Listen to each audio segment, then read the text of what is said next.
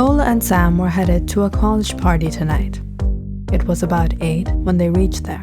The place was crowded with students cheering each other on, doing crazy acts and gigs that made them look more like a fool than they were being cool. Cole and Sam shoved their way inside and sat at the counter. Sam called the bartender over and ordered a few drinks. Sam was the one who had pushed Cole into coming to this party. Cole didn't enjoy these parties much. He was more of an outdoor person, the kind to have fun in the open. But when Sam insisted, saying they'd get a chance to have some cheap thrills, Cole finally agreed.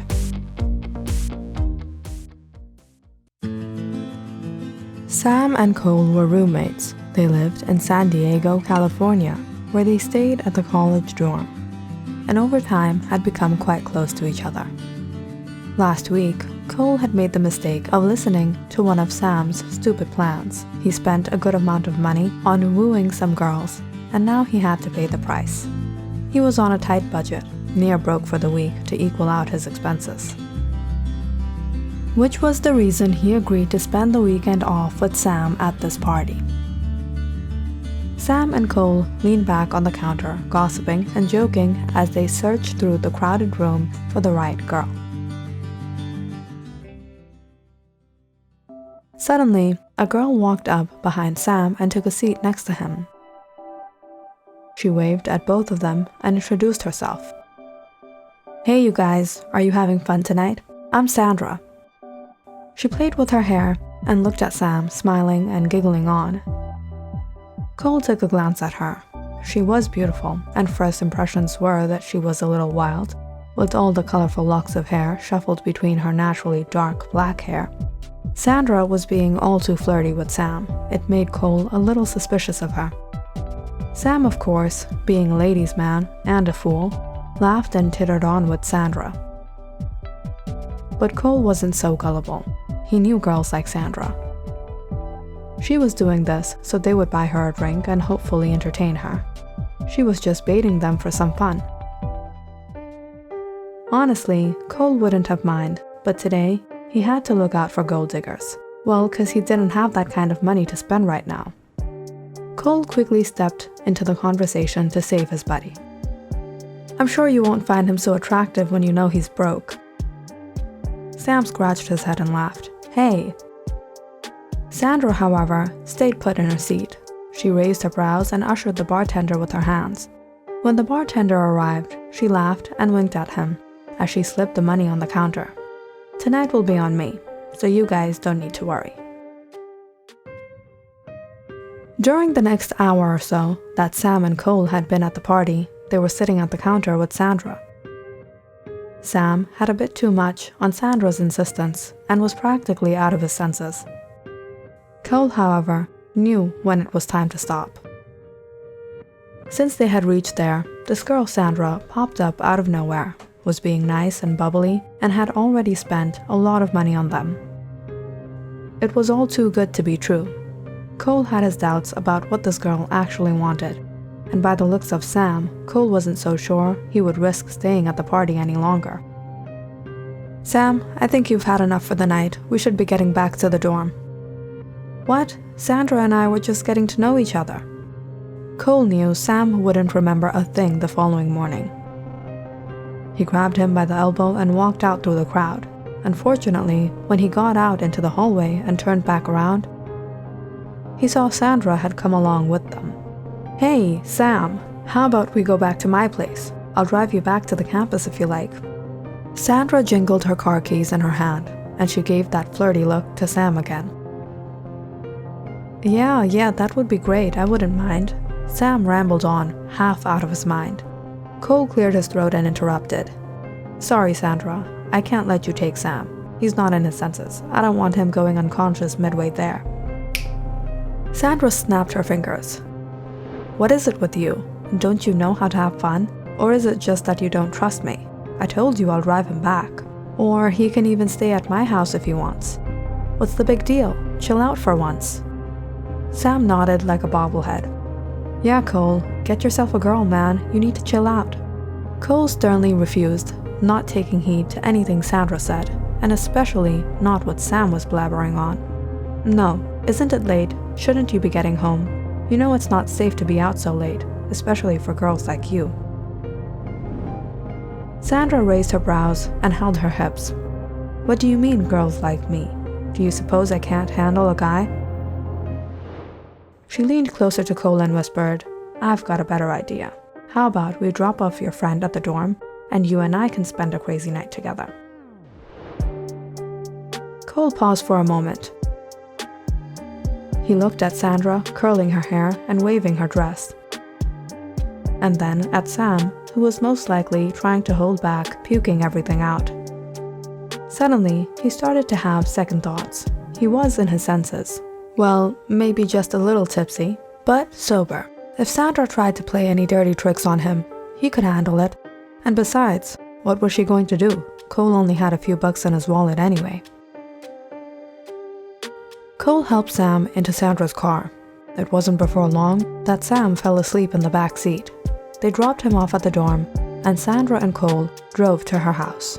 It was about a 20-minute travel there. Sandra parked her car and took Cole to the front door. She opened the door and walked in with him. The lights were off, and Sandra didn't bother turning them on either. She went straight down the hallway, and Cole followed after her. He asked, "Hey, do you live alone?" Sandra walked on. She peered over her shoulder and said, "Yeah, why?" As Cole was walking down the hallway, he thought he saw something move behind him.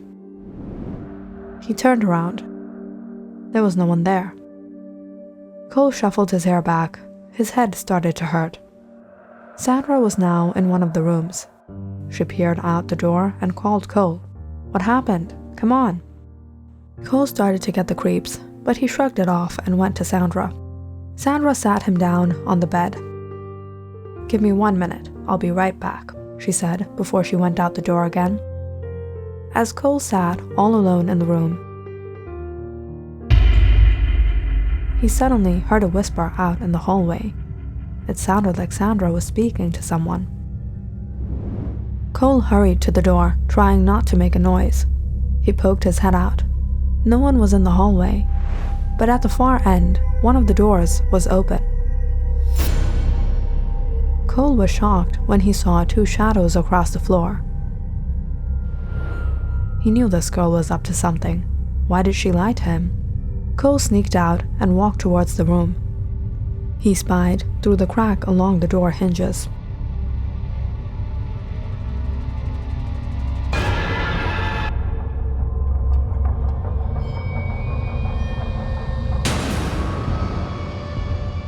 He was bewildered by what he saw. He had never seen anything like it before. Sandra definitely wasn't alone. She was with a few other girls. What was strange was that they were all wearing dark red robes.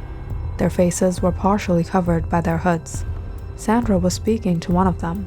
The girl was holding a scroll in her hands. There were candles set up in a circle around the center of the room. All the furniture had been moved aside. There was a symbol drawn with ash on the floor, and right in the middle of it all was a red silk cloth, on top of which were knives arranged one after the other. Cole started to panic, but at the same time he was also curious to know what was going on. And who was this girl? Who were these girls? And what did they want from him? Had he fallen into a trap? Was this the reason Sandra was being overly friendly? Cole broke out into a cold sweat. His vision started to blur out. He rubbed his eyes and shook his head as he looked through the crack again. He tried to focus in on what the girls were murmuring. "I'm proud of you, Sandra. With this sacrifice, we'll be able to earn honor within the secret society." When this secret society was first formed, the members envisioned a world ruled by strong women. A world where we would be the boss, and those wicked men will be under our feet. What do men think of us? They only want to use us, but we'll show them who's in control. You've proven yourself worthy. This is what we need. Women who are strong and mighty. Strong women who can overpower men of this world. Thank you. I'll do all I can to support this cause. But it's not just me. All of us present here are connected to this cause. It's what makes us sisters in faith and strength. You have done well. Now tell me, how long before we can commence the rituals? We can begin soon. He's in the room. He's waiting for me, but I can tell that he's been a little suspicious. And I assume you've taken your precautions?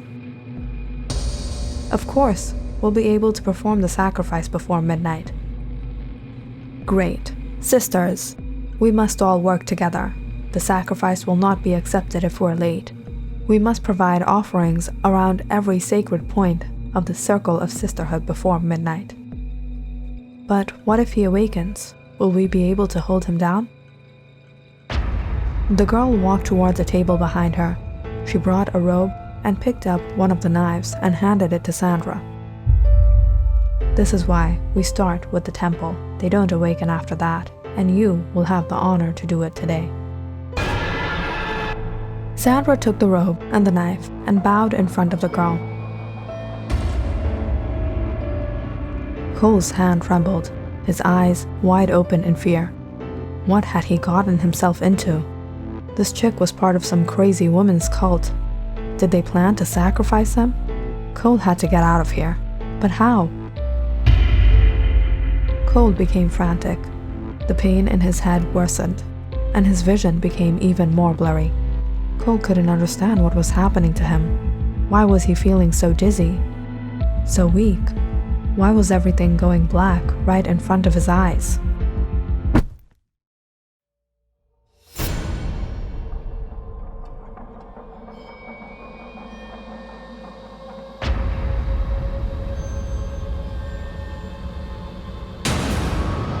It's time to commence the ritual.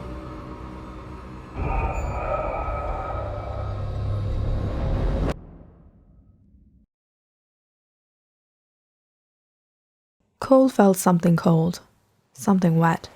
He heard the ocean waves splashing by the shore. He slowly opened his eyes. Cole was laying on the beachside. He looked around. He was all alone. As soon as Cole jumped up, he felt an immense pain right in the middle of his head. He remembered what happened the previous night. The last thing he remembered was blurry visions of the girls carrying him inside the room. He was laying in the middle of the circle, the candles. The girls were surrounding him. After that, everything went dark.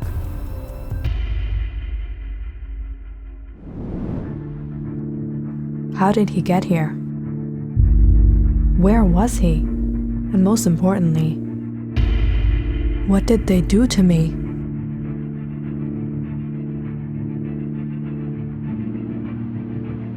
Click on the subscribe button and check out more awesome videos on our channel. And don't forget to press the bell icon because you know it's interesting.